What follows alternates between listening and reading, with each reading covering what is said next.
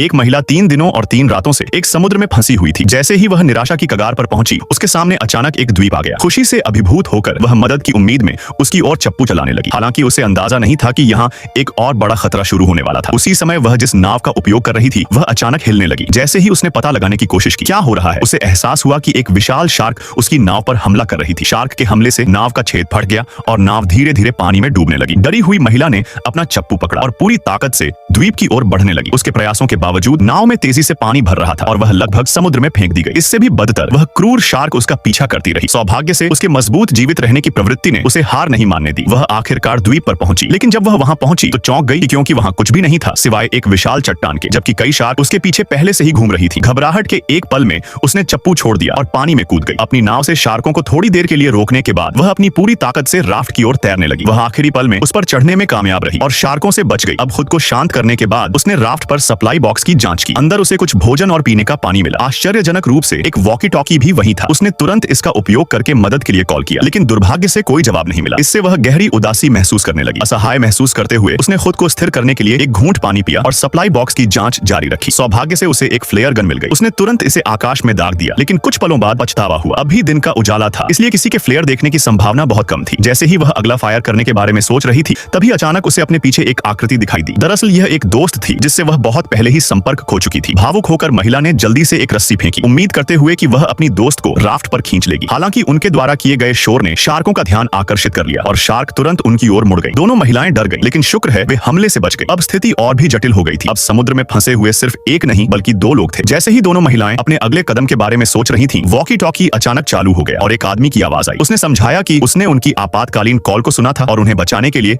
उनकी जगह पर आ रहा है। महिलाओं को तुरंत राहत महसूस हुई और उम्मीद की एक किरण दिखाई दी। अप्रत्याशित रूप से शार्कों के बारे में जानने के बाद पुरुषों ने महिलाओं को तुरंत बचाने के बजाय पहले उनसे सामना करने का फैसला किया। महिलाओं ने खतरे का एहसास होने पर उन्हें चेतावनी देने की कोशिश की, लेकिन तब तक बहुत देर हो चुकी थी। एक विशाल ग्रेट व्हाइट शार्क ने अचानक उनकी नाव पर टक्कर मारी। पुरुषों में से एक ने अपना संतुलन खो दिया और सीधे समुद्र में गिर गया। उसके साथी ने उसे मदद करने के लिए हाथ बढ़ाया, लेकिन एक शार्क ने पानी से उछलकर उसकी बांह को साफ काट लिया, जिससे उसने अपना संतुलन खो दिया और वह भी महासागर में गिर गया। अंत में शार्कों ने दोनों पुरुषों को जल्दी से खा लिया और लड़कियों का एकमात्र बचने का मौका हाथ से चला गया।